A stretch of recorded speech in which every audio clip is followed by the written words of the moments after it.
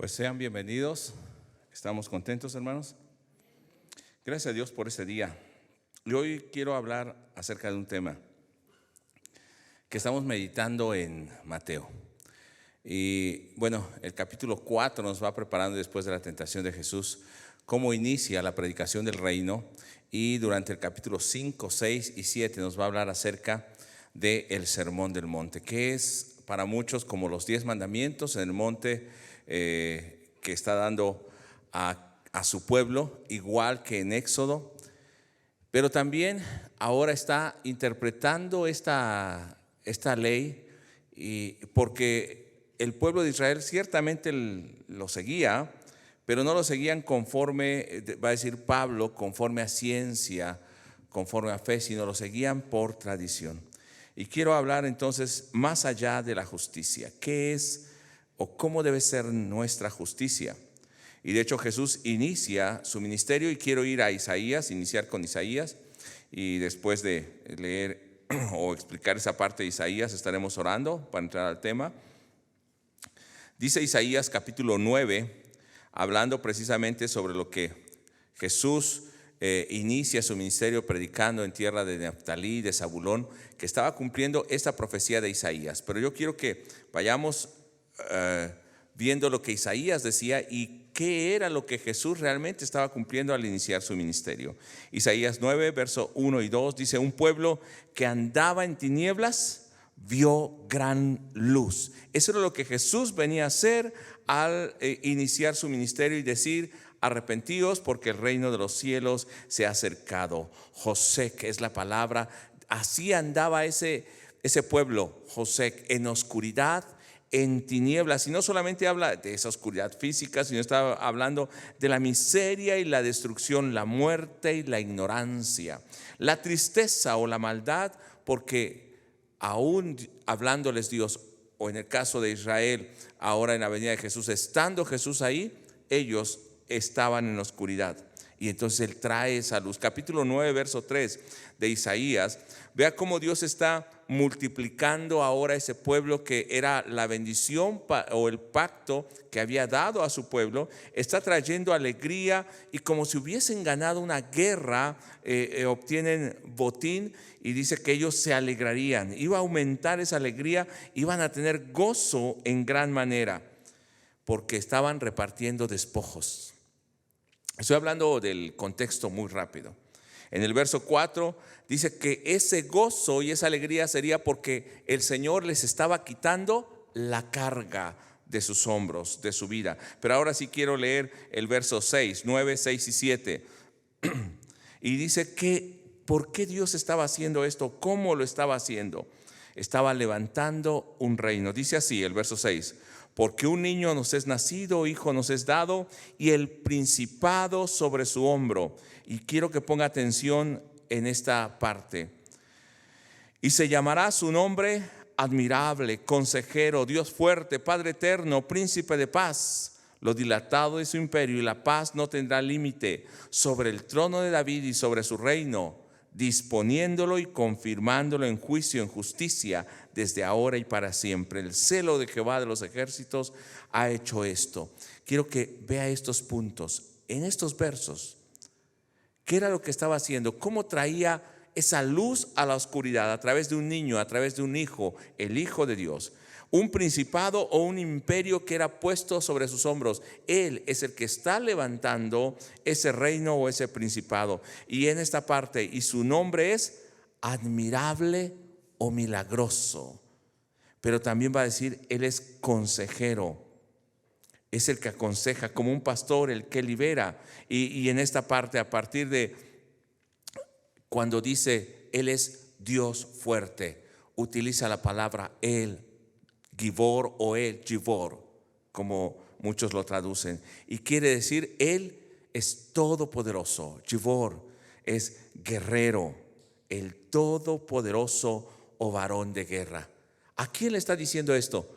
Al niño que nacería. Dice: Jehová de los ejércitos hará esto. El Gibor es el Dios todopoderoso, es el que vendría a nacer, y este nombre se lo está dando a Jesús.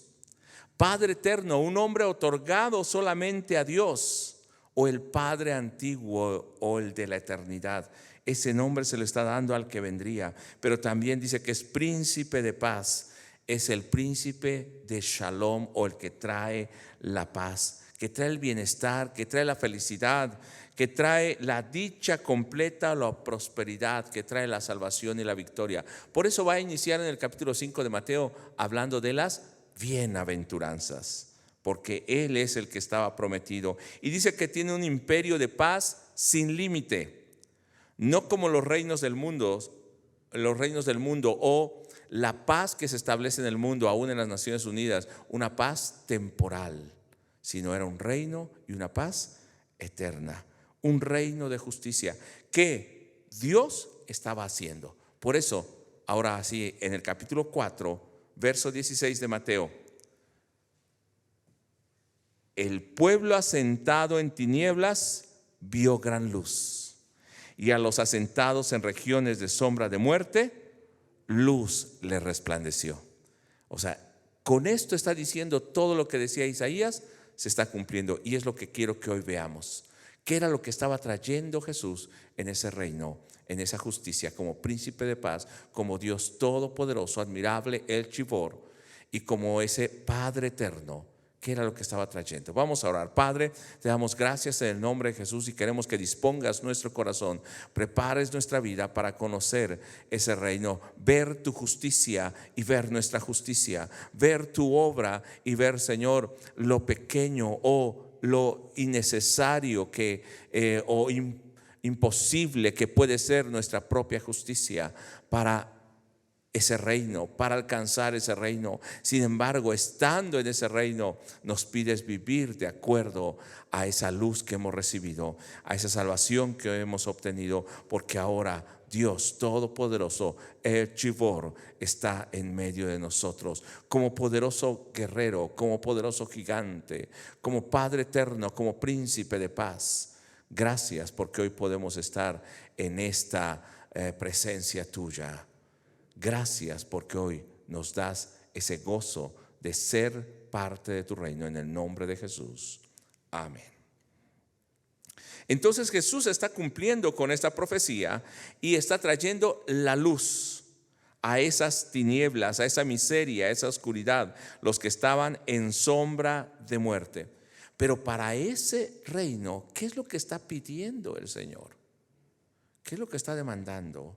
El Señor está pidiendo en el capítulo 4, verso 17 de Mateo: desde entonces comenzó Jesús a predicar y a decir, ¿qué dice, hermanos?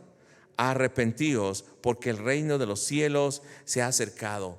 Y esta palabra arrepentíos es un imperativo, un verbo imperativo que le está diciendo, no es opción, deben arrepentirse porque el reino ya está aquí.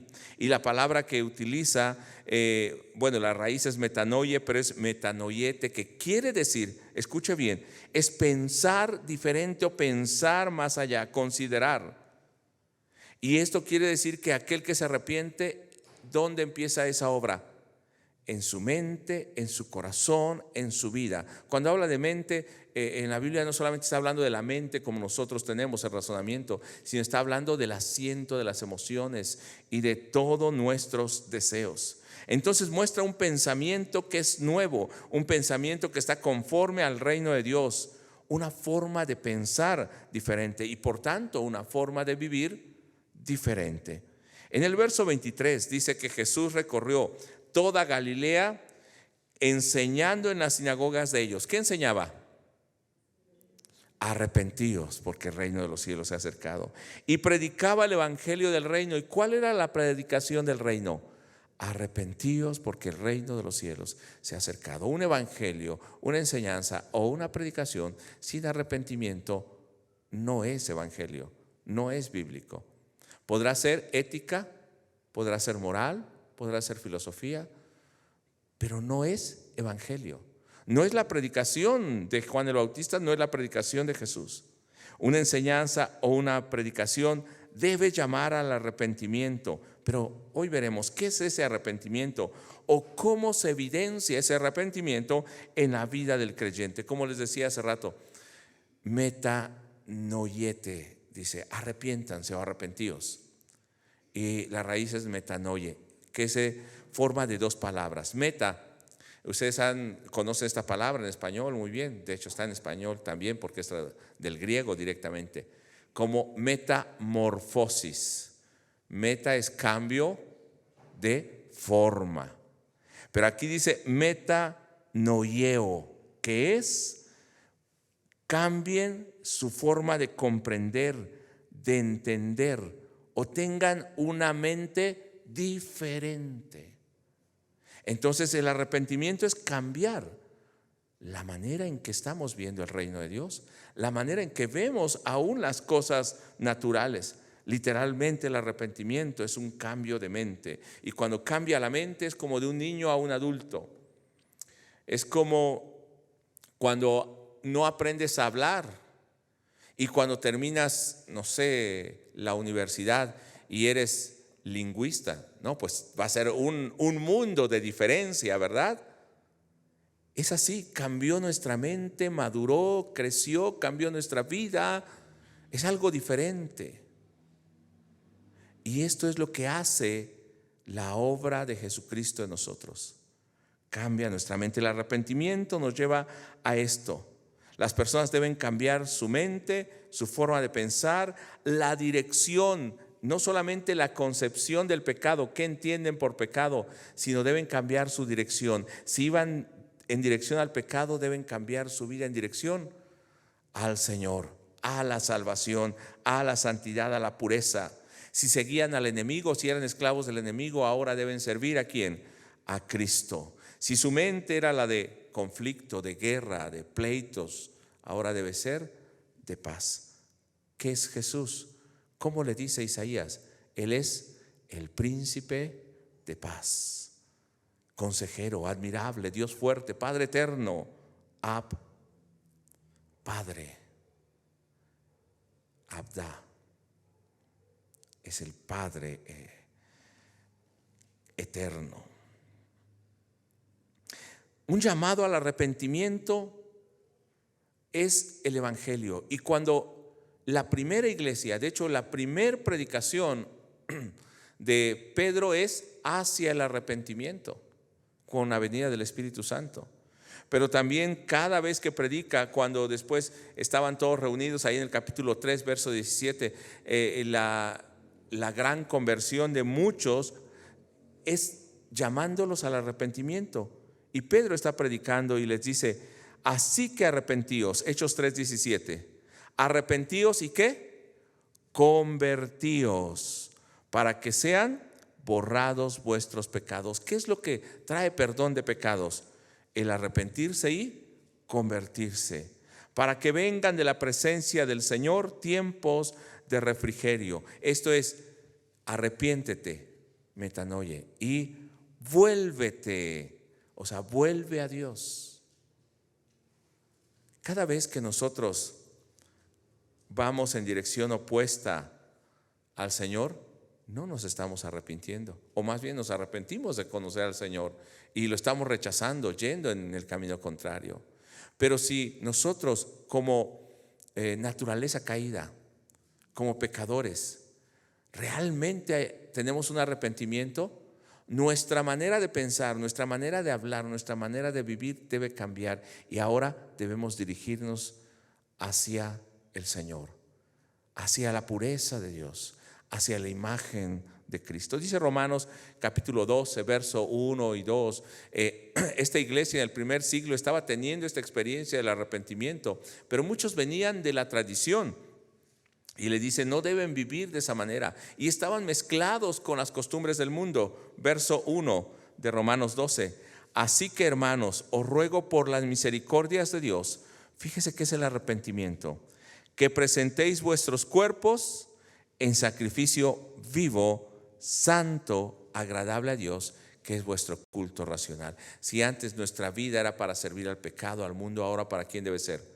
El culto debe ser nuestra propia vida, un sacrificio vivo y santo. Dice el verso 2, no os conforméis a este siglo, sino que dice, transformaos, metamorfos. cambien de forma, cambien de vida. Basta el tiempo pasado para hacer lo que le agradaba a los gentiles o a nuestra carne. Es tiempo de agradar a Dios. Cambien su forma de vida. No se conformen a este siglo. ¿Qué dice? Por medio de la renovación, continúa diciendo, de vuestro entendimiento, por cambiar su mente, para que comprobéis cuál sea la voluntad de Dios agradable y perfecta. Entonces, son transformados cuando cambian su mente. O sea, cambian su forma de vivir cuando se arrepienten. No puede haber arrepentimiento sin cambio de vida. Y si tu vida no ha cambiado, es que no hay arrepentimiento. ¿Amén? ¿O ay de mí? No escuché ni amén ni ay de mí. A ver, los hermanos que están en línea, yo creo que sí. A ver, sí. Hermano, debe haber un arrepentimiento genuino y verdadero que nos lleve a un cambio de vida. ¿Qué es esto? Arrepentimiento es entregar todo nuestro ser en un sacrificio a Dios. No se rige por manera de pensar o de vivir conforme al mundo o mi propio criterio. No se conforma, quiere decir que no se queda como estaba, en el mismo carácter. ¿A cuánto les ha costado cambiar el carácter? ¿Qué nos pide el Señor? Arrepentimiento. Cambien su forma de pensar. Porque decimos eso, Dios no lo puede cambiar. Dios salva a través de Cristo al pecador. ¿No puede cambiar el carácter? Trayendo doblegado nuestro carácter, nuestro pensamiento, nuestra vida. A veces seguimos viviendo en orgullo o en ira. ¿Dios podrá quitar eso? El arrepentimiento debe cambiar todo eso en nuestra vida. Ya no debe haber ese orgullo, ese resentimiento, esa ira, esa vulgaridad, esas malas palabras en nosotros. Decía un pastor, creo que ya falleció, tenía más de 80 años cuando vi su librito y bueno, ya estaba muy grande el pastor. Y decía, se va a escuchar muy feo para los hermanos que son de otro país, bueno, voy a explicar un poco. En México, un naco, todos entendemos eso aquí, ¿verdad?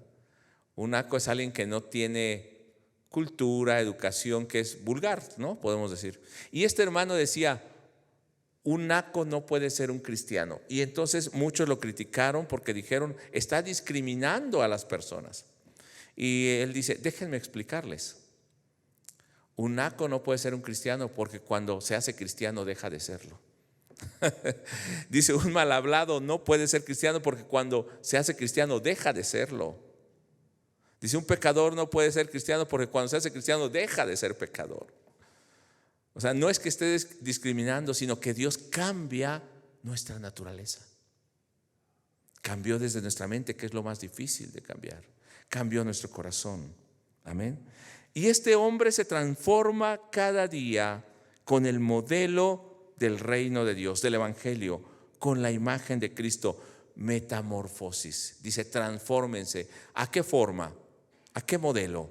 ¿Al modelo de la iglesia? ¿Al modelo del mundo? ¿A mi ética? ¿A la moral? No, al modelo o al molde de Cristo. Y lo que ahora busca es solo hacer la voluntad de Dios. Entonces, hermano, ese arrepentimiento solamente viene por la obra salvífica de Cristo. O sea, hay esa transformación solamente cuando creemos en Cristo y hay un verdadero arrepentimiento de haber vivido pecando contra Dios. Y entonces Él viene a nosotros y se presenta como, o más bien toma el lugar de príncipe, de rey, de todopoderoso, príncipe de paz. Shalom es la palabra que utilizan los judíos para hablar de la paz. Una paz que sobrepasa todo entendimiento. La paz que viene a establecer el reino de Dios, pero no es la paz de este mundo. Por eso Jesús en el capítulo 5 de Mateo verso 1, ¿qué es lo que va a empezar a decir, hermanos? ¿O de qué va a empezar a hablar? Acerca de las bienaventuranzas. Y esas bienaventuranzas todos conocemos. ¿Y qué quiere decir? Muchos dicen 3 veces feliz o 1000 veces dichoso. No, realmente bienaventurado es dichoso. O alguien es dichoso o no es dichoso, o desdichado, ¿no? Solamente hay 2 opciones. Muy feliz. Dice en el verso 1 del capítulo 5, viendo la multitud, subió al monte y sentándose vinieron a él sus discípulos y abriendo su boca les enseñaba. De esto ya compartió el pastor Joel algo y sé que van a seguir hablando. ¿Y qué es lo que les empieza a decir? Bienaventurados, Macarios es la palabra en griego. Bienaventurados, dichosos. Ahora esas personas que han tenido ese arrepentimiento tienen una mente diferente. Y cuando está hablando Jesús aquí, en Mateo capítulo 5, debemos poner mucha atención en el Sermón del Monte, porque cuando inicia con las bienaventuranzas, o les llama dichosos aquellos que han sido invitados al reino, le está diciendo ahora deben de tener una mente diferente. ¿A quiénes? A los escribas y fariseos de su tiempo. De hecho, ahí en el Sermón del Monte vamos a estar viendo, igual como con Juan el Bautista, ahí estaban los escribas y fariseos. Deben de tener una mente diferente a los religiosos, una mente farisaica. Deben cambiar eso, porque el tiempo de Jesús, ellos se consideraban el reino de Dios. Y deben entender ahora qué significa arrepentirse y qué es servir a Dios, qué es ser salvo, qué es la pureza que Dios está pidiendo y no la que ustedes han puesto, no la pureza ritualista o religiosa. ¿Cuál es su relación con Dios y su relación con el reino? Y las bienaventuranzas hablan acerca de la ética del reino de los cielos. Y ética no solamente es la moral, lo que hacemos, sino la ética es el bien o el mal que pensamos, el concepto de bien o mal que tenemos. Entonces por eso dice arrepiéntanse, cambien su mente, qué es lo bueno, qué es lo malo, qué es lo que a Dios le agrada, qué es lo que a Dios no le agrada. Déjense moldear por el Señor y quiten esos pensamientos que tenían ustedes como bueno o como malo, como los fariseos o los escribas, porque ellos eran perfectos humanamente, ¿o no? Los fariseos y los escribas diezmaban hasta el comino y el eneldo. No se pasaba un horario, tenían horarios para la oración y no lo dejaban pasar. Ayunaban 1, 2 o 3 veces en la semana. Eran perfectos. De hecho, por si hiciera falta algo en la ley de Dios, ellos habían añadido algunas tradiciones de los ancianos. De esta manera muestra ser más perfecto. O sea que humanamente no había que pedirles. Sin embargo, les está diciendo, cambien esa manera de pensar que ellos tienen, su relación con Dios, su relación con el prójimo. Les voy a hablar acerca de la ética del reino y la doctrina o la sana doctrina que debe tener la iglesia. Entonces inicia hablando acerca de las bienaventuranzas. Este es el evangelio y estas son las normas o las reglas de este reino. Un corazón contrario al corazón del mundo, una manera de pensar diferente a la manera de pensar del mundo. Porque ahora ustedes pertenecen ¿a qué reino? Al reino de los cielos, exactamente. Dice entonces, Macarios, bienaventurados. Y les empieza a decir en el verso 3, no voy a ir leyendo todo, pero sí lo voy a ir explicando. En el verso 3, ¿quiénes son los dichosos, bienaventurados o Macarios?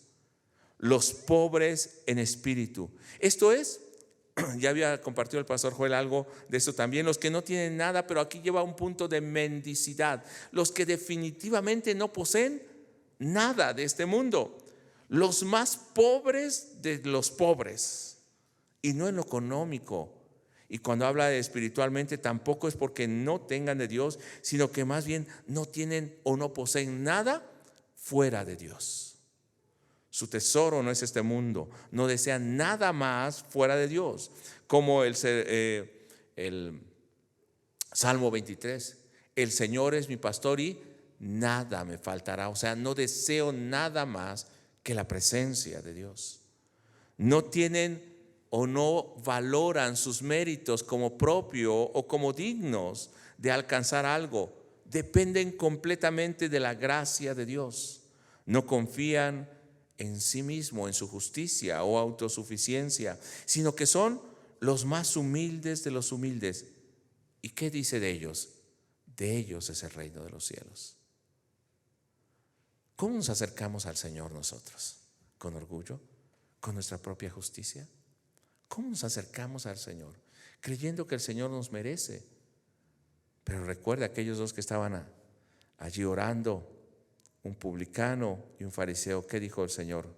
Aquel que está allá, que se golpeaba su pecho y decía: no soy digno ni siquiera de levantarme o levantar la cabeza al cielo. Perdóname, sé propicio a mí, pecador. Dice, ese salió justificado. En el verso 4, muchas veces somos muy literales, pero aquí no está hablando literalmente, sino está hablando de las características de aquellos que están en el reino. Tienen, ¿cómo son? Pobres en espíritu, humildes, muy humildes. Verso 4, los que lloran, bienaventurados los que lloran. ¿Son dichosos los que lloran y son dichosos los pobres? No, pero ¿de qué se jactaban los escribas y fariseos? De que tenían todo, que no les hacía falta nada. Se gozaban en todos los bienes materiales. Bienaventurados los que lloran o se afligen, podríamos entender, por el reino, como los justos. Así la Biblia nos dice que los profetas, ¿qué hacían? Se afligían por ver el pecado y la forma de vivir del pueblo. Se afligían y lloraban delante de Dios. ¿Se acuerda de Jeremías? El profeta llorón le dice, ¿no? Cómo llora por ver la condición del pueblo. De hecho, el Señor le dice, ya no ores por este pueblo porque no te voy a oír. Pero ¿qué hace Jeremías? Sigue orando, porque le duele tanto su pueblo. Los profetas decían, Señor, ya no me dejes ver tanta iniquidad. Pero se dolían por el pecado, por la rebeldía contra el pueblo. David dice acerca de los que lloran, cuando él ha sido salvado de sus enemigos y aún de la persecución de Saúl, dice en 2 Samuel 22, 28, porque tú salvas al pueblo afligido, mas tus ojos están sobre los altivos para abatirlos. ¿A quién salvas? Al afligido, por causa de la justicia. Al afligido, porque te busca. Dice también David en el Salmo 22, verso 24, porque no menospreció ni abominó la aflicción del afligido, ni de él escondió su rostro. Tú salvas al afligido, sino que cuando clamó a él, le oyó. Por eso son bienaventurados los que lloran. Pero no es porque lloran o antes porque son pobres económicamente o porque lloran y sufren, sino es por causa del reino de los cielos. Si es por causa del reino de los cielos, bienaventurados. Si no, imagínate qué desdichados, porque aparte que están sufriendo y llorando y es por rebelarse contra el reino o porque por sus malas obras, eso sí es desdichado. Porque aparte de que sufren, no están alcanzando el reino de los cielos, no están entrando más bien al reino de los cielos. En el verso 5 dice, ¿quiénes son parte de ese reino? Los mansos.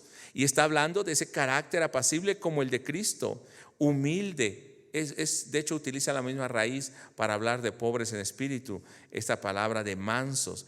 Y en Gálatas 5:23 nos dice que es parte del fruto del espíritu. Ese fruto del espíritu, ¿cómo se ve en el creyente? En mansedumbre, fe, templanza, en paz, paciencia, benignidad, bondad. Y ahí está, mansedumbre. Entonces es parte de aquellos que son gobernados por el Espíritu de Dios. Aquellos que han llegado al encuentro con el Señor y han sido transformados. Recordamos a Moisés que dice la palabra de Dios que no había un varón tan manso como él en la tierra. En Números 12:3. O sea, era el más humilde de los hombres en esa tierra, siendo el hombre que Dios usaba para liberar a su pueblo. Entonces estos hombres mansos, ¿qué van a hacer?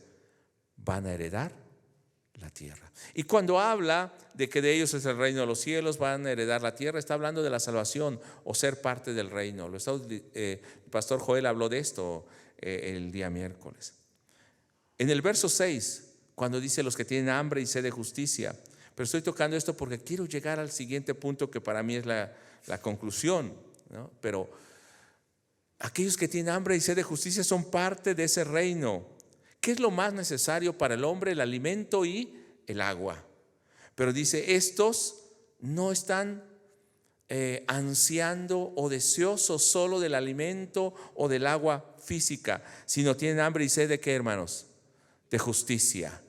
Ellos se sienten saciados, llenos. Lo primordial para ellos es hacer lo que Dios manda, vivir en la justicia de Dios, vivir en obediencia a Dios. Ellos son los que serán saciados. Dios les permitirá vivir, Dios los sostendrá para que puedan vivir en obediencia a Él. Eso nos dice Ezequiel capítulo 36. Gracias al Señor que no es nuestra justicia, es Él que está obrando en nosotros. Y dice el Salmo 63, verso 1 y 2, Dios mío eres tú. Vea cómo anhela este hombre la presencia de Dios. De madrugada te buscaré. Lea conmigo esta parte. Mi alma tiene sed de ti. Que nuestra alma, nuestra vida anhele la presencia de Dios. Mi carne te anhela en tierra seca y árida donde no hay aguas. Así es mi necesidad de ti, Dios. Como si fuese el agua o el alimento, como si estuviera en el desierto, se pega mi lengua, mi paladar, pero tú eres quien me sacia. Verso 2, ¿qué es lo que este hombre desea? Para ver tu poder y tu gloria, así como te he mirado en el santuario. Yo lo que deseo es tu gloria y tu presencia. Por eso Mateo capítulo 6 versos 31 al 33 todavía sigue dentro del sermón del monte. Jesús le dice a los que le están oyendo: no os afanéis pues diciendo ¿qué comeremos? ¿O qué beberemos? ¿O qué vestiremos? Porque los gentiles buscan todas estas cosas. No está diciendo que nos despreocupemos del todo, que no tengamos necesidad, pero que no nos afanemos. O sea, es un deseo insano por algo, o sea, una avaricia por algo. No lleguemos a este punto, sino que dice: los gentiles son los que buscan de esta manera, pero vuestro Padre Celestial sabe de qué tenéis necesidad de todas estas cosas. Y verso 33, léalo conmigo. Mas buscad primeramente el reino de Dios y su justicia, y todas estas cosas vendrán por añadidura. No piensen qué comeremos o beberemos. Busquen el reino de Dios y su justicia. Esto no quiere decir que no trabaje o no estudie, sino lo que está diciendo es que su punto principal en su vida sea buscar la justicia de Dios, aun cuando trabaja, aun cuando estudia, aun en su casa. Viva como un hombre o una mujer que son justos, que su deseo sea obedecer a Dios, su deseo sea regocijarse en la presencia del Señor. En el verso 7, ¿quiénes son los de este reino? Dice: los misericordiosos. Y este es un parte del carácter o una asimilación que el hombre tiene del carácter de Dios, porque Dios, como es compasivo y misericordioso, y este compasivo quiere decir que tiene lástima del otro. Este es el carácter de Cristo también, un carácter opuesto al del fariseo, que era perfecto en todo. Pero ¿cómo era el fariseo o el escriba? Orgulloso. Cumplían todo al pie de la letra, aún, como dije hace rato, añadían a la ley tradiciones por si algo faltaba, pero se estaban olvidando de la ley real, de la ley de Dios. Y cuando hablo de real, no quiero decir la ley real física, sino la ley del rey, la ley de Dios. era de lo que se estaban olvidando. Dice Mateo capítulo 23, verso 23 y 24. Ay de vosotros, escribas y fariseos hipócritas, porque diezmáis la menta y el eneldo y el comino, y dejáis lo más importante. ¿Qué, hermanos? De la ley. ¿Qué cosa es? La justicia, la misericordia y la fe. Esto era necesario hacer sin dejar de hacer aquello. Guías ciegos que coláis el mosquito y tragáis el camello. ¿Qué era lo que Dios estaba pidiendo? Justicia, misericordia y fe. Pero ellos estaban siguiendo su propia justicia. Y tanto debe llegar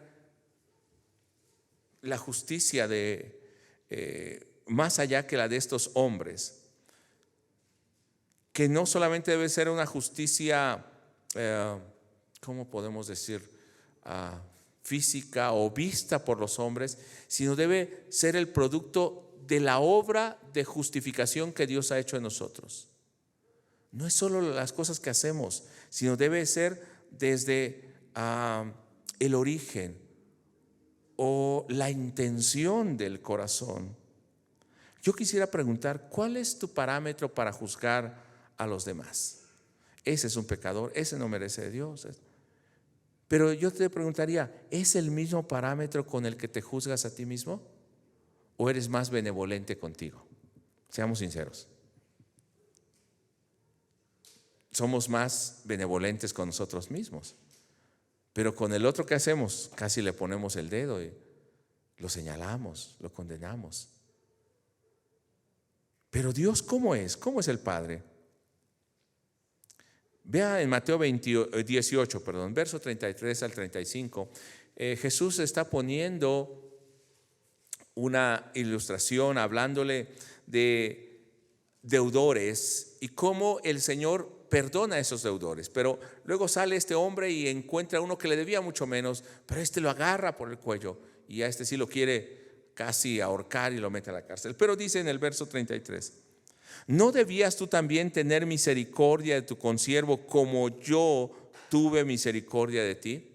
¿Hemos tenido misericordia de Dios? ¿Sí o no, hermanos? ¿Y nosotros tenemos misericordia de los demás? Verso 34. Entonces su señor, enojado, le entregó a los verdugos hasta que pagase todo lo que debía. Así también mi Padre Celestial, ¿de quién está hablando? Del Padre Celestial, hará con vosotros si no perdonáis de todo corazón cada uno a su hermano sus ofensas. Y esto es en lo que nos cuesta ser misericordiosos, compasivos como el Señor. Dice en el verso 8, también aquellos que son de limpio corazón son parte de ese reino.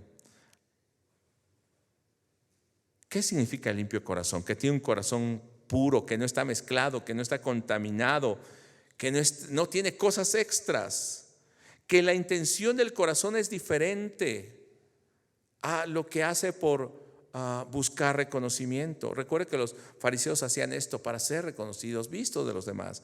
Jesús, ¿qué les va a decir cuando oran? Ya tienen su recompensa. Estos hombres que son limpios de corazón solo buscan lo que Dios quiere, solo buscan estar o ver a Dios. En Filipenses 4, verso 8 dice: por lo demás, hermanos, esto es para los que son de corazón puro, todo lo que es verdadero, todo lo honesto, todo lo justo, todo lo puro, todo lo amable, todo lo que es de buen nombre, si hay virtud alguna, si hay algo digno de alabanza, ¿qué dice, hermanos? En esto pensad. Ese de corazón puro busca esas cosas diariamente.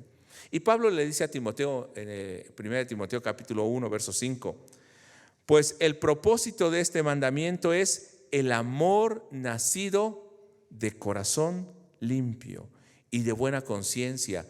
Y la última parte que dice: y de fe no fingida. ¿Puede haber una fe fingida? Esto no es nacido de un corazón puro. Esto no habla de una buena intención o una buena conciencia. No está juzgando solamente el hecho, sino aún la intención y el corazón con que se está haciendo.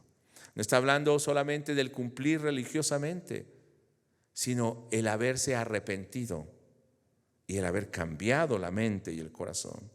En el verso 9 también está hablando de aquellos que están en el reino, dice: los pacificadores. aquellos que promueven la paz, aquellos que traen el shalom, y para los judíos es muy importante el shalom. De hecho, el príncipe de paz, ¿qué era lo que traía? Paz, shalom. Porque esto habla no solo de la ausencia de guerra o de conflicto. De hecho, en el mundo tendremos persecución, pero no está hablando de esto, sino más bien está hablando que esa persona es semejante a Dios, está trayendo la paz al Cristo. Muestra un carácter cristiano dentro del reino. ¿Cómo te llevas con tus hermanos? No solo en tu familia, aquí en la iglesia.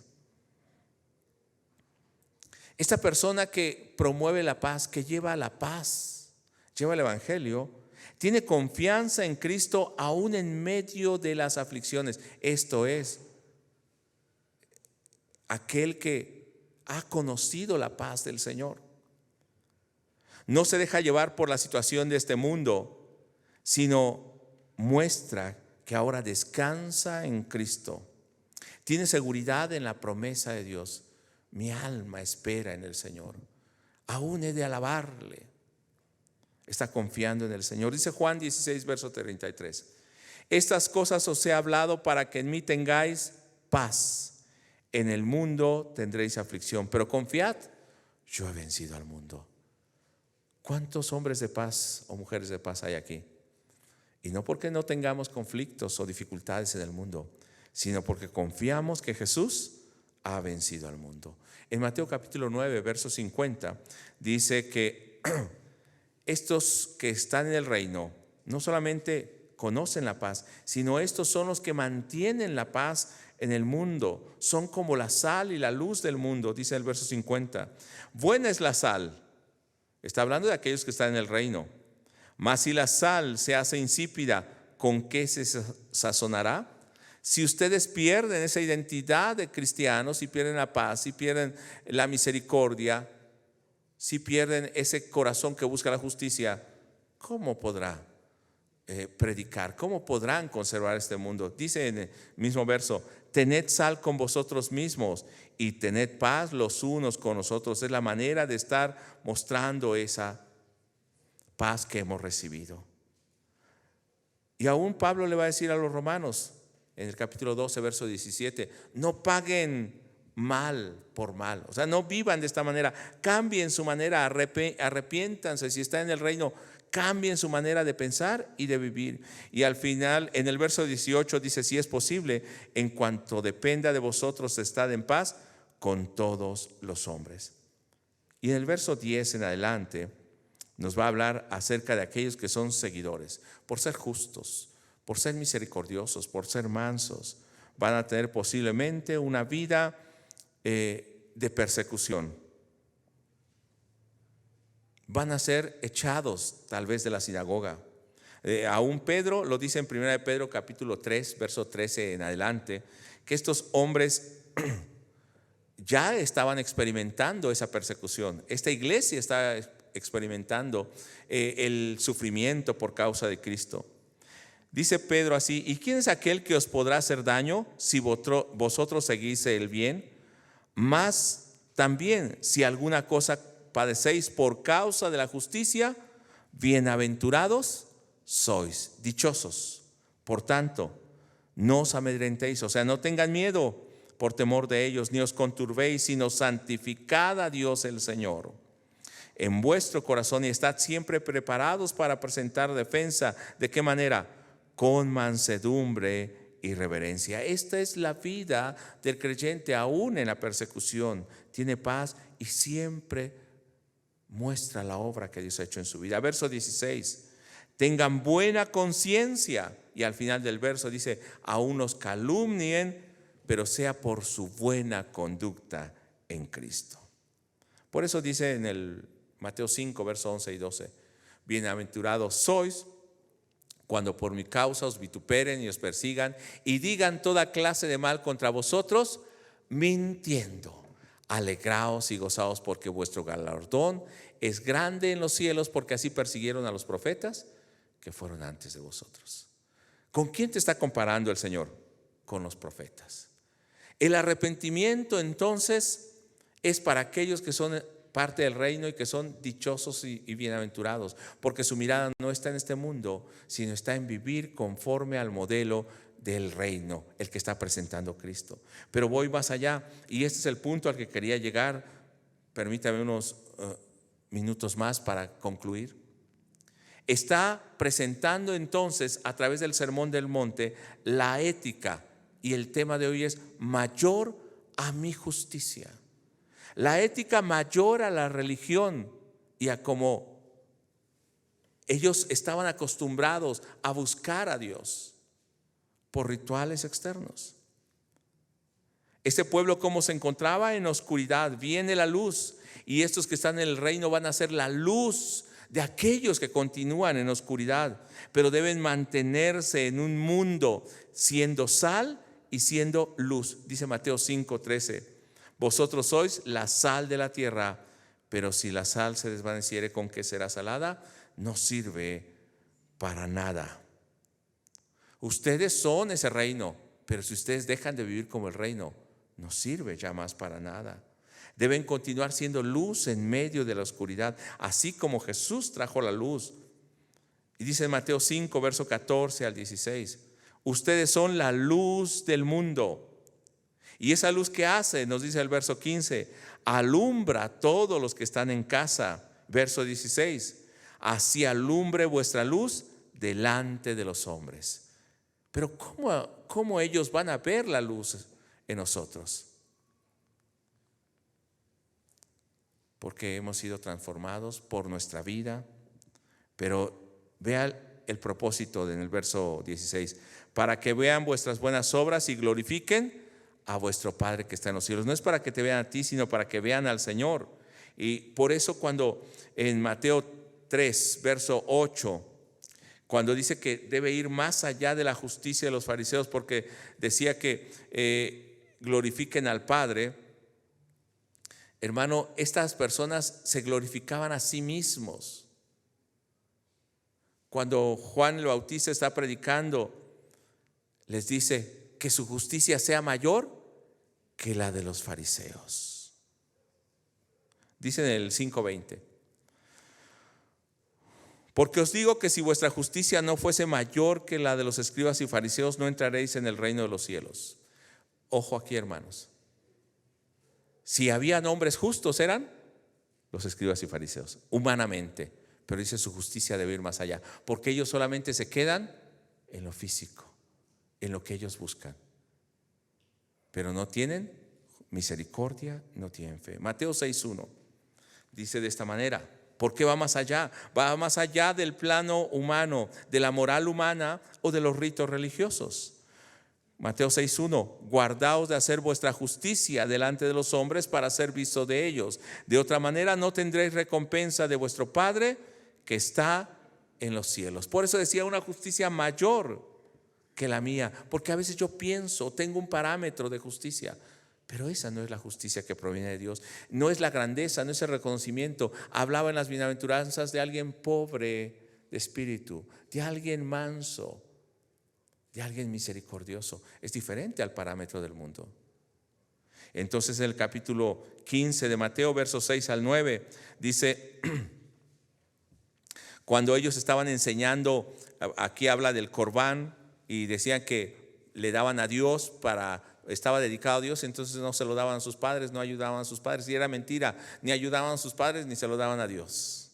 Pero dice: ya no ha de honrar a su padre o a su madre, así habéis invalidado el mandamiento de Dios por, ¿qué, hermanos? Vuestras tradiciones. Nuestras costumbres invalidan el mandamiento de Dios. Verso 7 dice: hipócritas. Pero verso 8: este pueblo, de labios me honra, mas su corazón lejos está de mí, pues en vano me honran. ¿Qué hacían ellos? Pensaban que le honraban, pero dice al final del verso 9: enseñando como doctrinas mandamientos de hombre. Quiero que vea entonces cuál es la justicia que debe haber en nosotros. ¿Cómo se ve el arrepentimiento? El arrepentimiento traspasa o va más allá de los mandamientos religiosos. Va más allá de cumplir con nuestra propia justicia. Pero también la ley decía que si alguien transgredía un mandamiento era culpable de juicio. En el capítulo 5, verso 21 al 48 nos va a hablar acerca de esto, hasta el capítulo 7. Y traía juicio el cumplimiento de esa ley ritualista o religiosa externa. No tenía la intención de cambiar el corazón, solamente de ser vista y de agradarse a sí mismo. Pero aún eso traía condenación o juicio más bien humano, pero ahora el transgredir la ley de Dios va a traer sanción, no de la ley humana, sino nos va a llevar al infierno, va a decir Jesús. Va a limitar nuestra relación con Dios y también va a tenernos fuera del reino de los cielos. Rápidamente, verso 21 y 22 del capítulo 5. Dice, oyeron que fue dicho no matarás. O sea, una ofensa que merecía un castigo. Pero aún Jesús dice, no, ahora no le llames ni necio ni ignorante. O sea, no menosprecies, porque ¿cuál es el castigo? Quedarás expuesto al infierno de fuego, dice al final del verso 22. Verso 23 y 24 entonces dice, ¿hasta qué punto llega? Si traes tu ofrenda al altar y te acuerdas que alguien tiene algo contra ti, metanoia, cambio de mente, arrepiéntete. Entonces cambia tu forma de vivir. No solamente ofrezcas, dice, ve y reconcíliate con tu hermano y luego ven y presenta tu ofrenda. No está diciendo cumple esto, no está quedando en lo externo. Debe cambiar tu mente y tu corazón. Va más allá de mi propia justicia. Del verso 27 al 30 va a hablar acerca del adulterio y está diciendo cualquiera ahora que mira a una mujer para verla o con codicia, ya adulteró con ella en el corazón. No queda solo en el hecho, sino en la intención del corazón. Entonces dice el verso 29 y 30, cuando habla de echar de nosotros el ojo, la mano, no está diciéndolo literalmente, sino echa de tu vida aquello que te provoca la tentación o que te lleva a caer o que te lleva al pecado. Hoy podríamos hablar de ¿qué? De las redes sociales, de la tentación, de las fiestas, de la pornografía, aún un trabajo que nos mueve a pecar, etcétera. Y entonces, ¿qué debemos hacer? O más bien, si no echamos esto, dice, porque entonces tu cuerpo completo va a ser echado al infierno. Cuando habla de la ley del divorcio, dice, ustedes oyeron que fue dicho, sí, se pueden divorciar. Den carta del divorcio y yo les digo que no. No debe ser esto, a menos que sea por fornicación, por infidelidad, una relación ilícita. O sea, no hagan lo que estos fariseos dicen. Yo les estoy llevando a una justicia mayor. Esta es la justicia mayor que la de los fariseos, que no es externa, sino surge de esa relación con Dios, de haber nacido de nuevo, de haberse arrepentido y transformarse en la mente de Cristo. En el verso 33 en adelante dice, no juren en falso, sino cumplan al Señor sus juramentos. Eso decía la ley, pero dice ahora del verso 34 en la primera parte, pero aún yo les digo, ni siquiera juren, de ninguna manera. En el verso 38 al 48 está diciendo, ustedes tienen la costumbre de decir ojo por ojo, diente por diente, la ley del talión. O sea, como me tratan, yo los trato. A ver, ¿cuántos cristianos sabemos todavía así? Si me quiere, yo lo quiero. Si no, me va a conocer. Pero él está diciendo no. Por el contrario, verso 39, no contradigan al malo. No se pongan a pelear o a discutir con él. Verso 40. Y si quieren ponerlos a pelear y quitarles su vestido, denles la capa. Verso 41. Si te obligan conforme a la ley, que en ese momento era la ley romana, a caminar con ellos una milla llevando su carga, ve con el 2. Haz más de lo que la ley dice. Verso 43 y 44. Está diciendo que no debes vengarte de esa manera, sino por el contrario. Ama a tu enemigo, bendícelo, ora por él. Así mostrarás que eres. Verso 45. Voy a leer ahora sí. 5:45. ¿Qué dice? Para que seáis hijos de vuestro Padre que está en los cielos. Si no, no estás viviendo como hijo del Padre que está en los cielos. Verso 46. Si no vives de esta manera, dice, porque si amáis a los que os aman, ¿qué recompensa tendréis? ¿No hacen también lo mismo los publicanos? O sea, tenemos que hacer algo más. El verso 47, si saludas nada más al que te saluda, eso mismo hacen los gentiles. Pero ahora sí, el verso 48 nos pone el parámetro altísimo. Esta es la ética, esta es la moral, esta es la justicia que va más allá de la justicia farisaica, de la justicia de la ley, de los escribas y fariseos, de la justicia religiosa, de mi propio concepto de justicia. Verso 48, léalo conmigo y póngase en pie para que oremos. Sed pues vosotros perfectos, como vuestro Padre que está en los cielos es perfecto. ¿Podrá haber una justicia mayor que esta? ¿Ser como el Padre que está en los cielos? De esto hablaban las bienaventuranzas. Así es el carácter de Cristo, el carácter de Dios, el carácter de los que están en el reino, mayor que la de los fariseos, porque ustedes son hijos del Padre que está en los cielos. Esa es la justicia mayor, no la que proviene de un acto religioso, sino de aquel que se ha arrepentido y se ha transformado, o más bien el Señor lo ha transformado. Y vamos a pedirle al Señor que nos transforme.